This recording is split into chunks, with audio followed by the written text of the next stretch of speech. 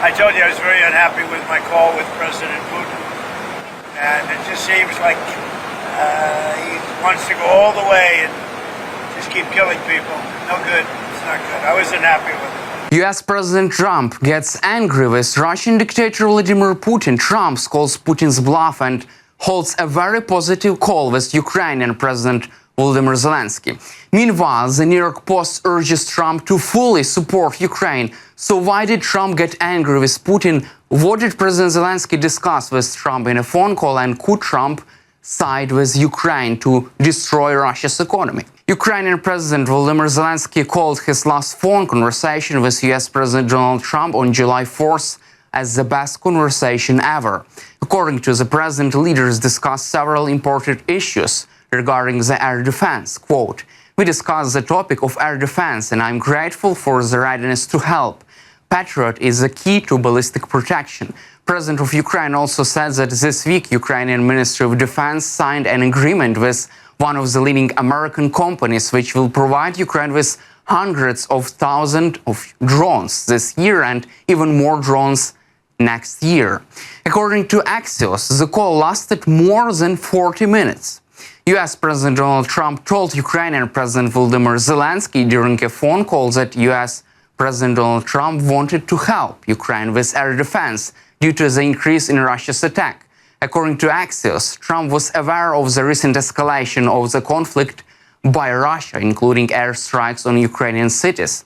The Ukrainian official told Axios that Trump and Zelensky agreed that teams from the US and Ukraine would meet soon to discuss air defense and other arms supplies. They also spoke in detail about the capabilities of defense industry and the possibilities of joint production. Also, US President Donald Trump said that he was helping Ukraine a lot and would do so in the future. I am helping Ukraine. I'm helping it a lot, and it's a war that should have never happened. It's a war that should have never started. If I were president, if the election weren't rigged, and it was rigged so badly, and that's come out. Read Miranda Devine in the New York Post today. The election was totally rigged, and if it weren't rigged, you wouldn't have a war with Russia right now, and you wouldn't have had inflation, and you wouldn't have had the horrible Afghanistan the way they left. Not that they left. We would have been out before them, but the way they left. I think the most embarrassing day in the history of our country. You wouldn't have had the October horror show with Israel and Hamas. You wouldn't have had any of it. You wouldn't have had the recent showdown with Iran. You wouldn't have had any of it. And you wouldn't have had inflation. Meanwhile, in a surprising turn of events, Pentagon Chief Pete Hegseth decided to pause the transfer of weaponry to Ukraine despite Trump's support for Ukraine. This move comes even after a military assessment had confirmed that these supplies wouldn't endanger US readiness, as reported by NBC News. The Department of Defense initially justified suspending military supplies to Ukraine by raising alarms about shortages in US stockpiles. Yet, analysis by senior military officials contradicted this narrative, indicating that the delayed aid package wouldn't threaten US military reserves. This decision left many baffled, including the Department of Defense, members of Congress, and European allies.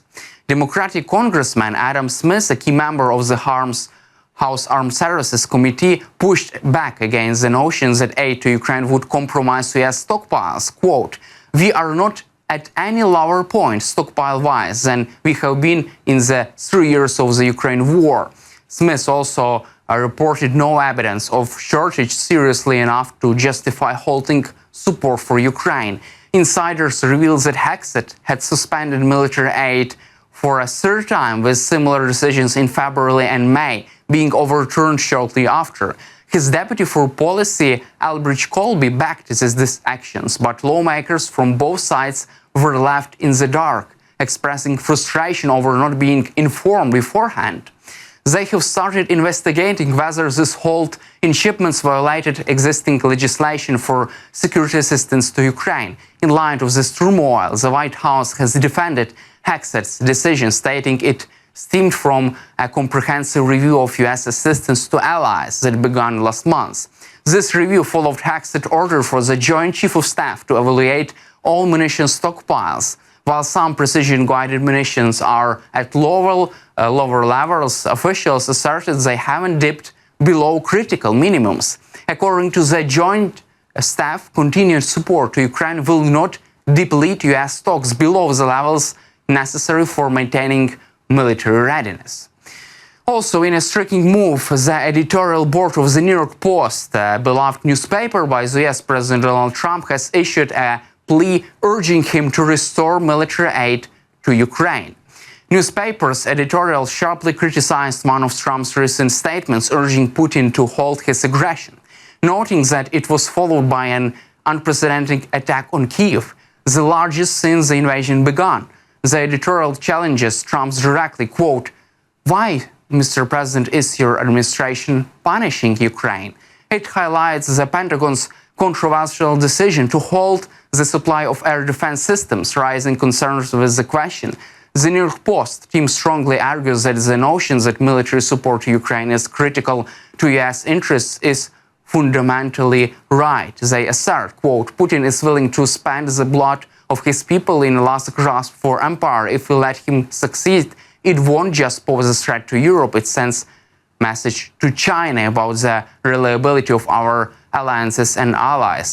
The editorial says that Kremlin understands only strengths, warning that if the US fails to commit to Ukraine's defense, it will only embolden Putin to continue his aggression. Quote, "The fall of Ukraine isn't just a disaster, it would be destabilize the globe, weaken America's position and cast a shadow over your presidency."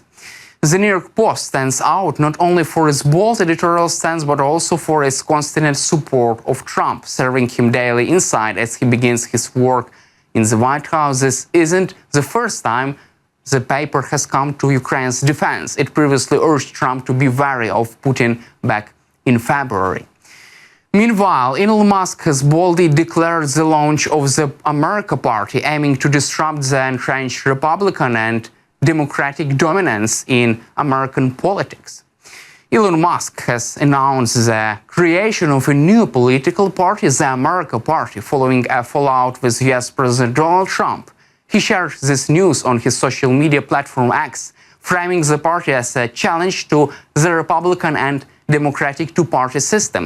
It remains unclear if the party is officially registered with US authorities. Musk, who is ineligible to run for the president due to his being born outside the US, did not reveal who will lead the party. The idea arose during his public dispute with Trump, which included Trump leaving administration and criticizing Trump's tax and spending policies. In a recent post, Musk referenced a poll indicating that user support for formation of a new party, stating, quote, "When it comes to bankrupting our country with waste and graft, we live in our one-party system, not a democracy." While Musk has been a supporter of Trump in the past, their relationship soured after Musk's departed administration. Trump recently dismissed Musk's party as ridiculous, arguing that third party have never succeeded in the US politics, are only good for creating disruption and chaos. I don't know. I think we'll have to take a look. We might have to put Doge on Elon. You know what Doge is? Doge is the monster that might have to go back and eat Elon. Wouldn't that be terrible? He gets a lot of subsidies, Peter. But Elon's very upset that the EV mandate is going to be terminated. And you know what? When you look at it, not everybody wants an electric car.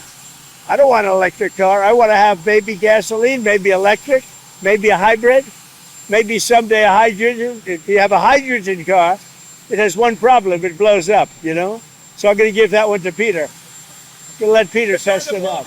That's all for today. Subscribe to our YouTube channel and glory to Ukraine.